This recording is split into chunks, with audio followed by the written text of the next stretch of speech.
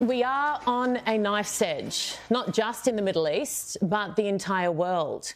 Hezbollah leader Hassan Nasrallah has promised revenge on Israel after a week of highly targeted, absolutely unbelievable, to be honest, attacks on members of the terrorist organisation.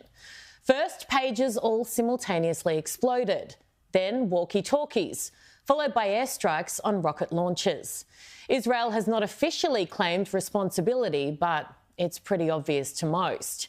In fact, we had an Israeli General Avivi, locked in for today, but he has since pulled out. Feels like a lot of them are going to ground. Reaction has been predictable from those clearly confused, and that's been kind. Australia's own self-declared chief feminist, except if you're an Israeli woman, of course, Clementine Ford, posted this after the first round of attacks. Imagine you're just walking around, going about your business, and thousands of phones explode in pockets. Imagine 4,000 people are injured and some killed. Imagine the media calling this humbling and framing it as a precision military attack. Well, it's easy to imagine, Clementine, because that's exactly what it was. Does she not understand that these people are terrorists? I Googled the definition. The Oxford Dictionary says, and I quote, "A terrorist is a person who uses unlawful violence and intimidation, especially against civilians, in the pursuit of political aims." Let me give those still a little confused some examples of work Hezbollah has proudly claimed over the years. Suicide truck bombings of the US Embassy and US Marine barracks in Beirut, aeroplane hijackings, bus bombs, the list goes on. Oh, and they were targeting civilians. They weren't collateral damage. They are criminals. They kill indiscriminately. I don't know how else to say it.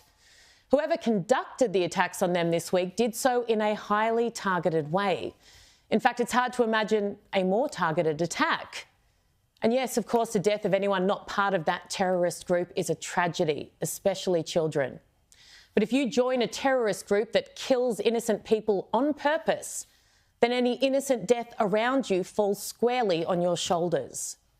A political strategist from the United Arab Emirates, Amjad Taha, put it like this, and I genuinely don't think it's possible to improve on. I want to bring it to you now.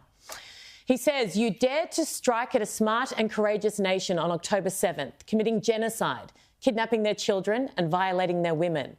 You thought they would fall, but they rose again, returning after 11 months to correct what had only momentarily slipped their intelligence. Now they will send you back 1,000 years to a time without technology, where a ringtone feels like a death knell and a beep is a nightmare. You will be haunted by your own shadow too, afraid to use any technology, cut off from the advanced world. And they will defeat you, not with bullets or tanks, but through the unbreakable will of brave, intelligent people. Over a simple cup of coffee, with one decisive click, they will seal your fate and the fate of anyone who dares harm their children. This is a nation the world respects. Hezbollah's pager attacks and today's V-82 strikes are not merely military victories. They represent a triumph for the Middle East over radicalism. A victory not only for Israel, but for all who stand against terror." Look it up. It's absolutely brilliant. Now, nobody knows what will happen next in the Middle East, but I know without any doubt in my mind who I'm rooting for. And it's not the terrorists who celebrate death. It's the country fighting desperately for life.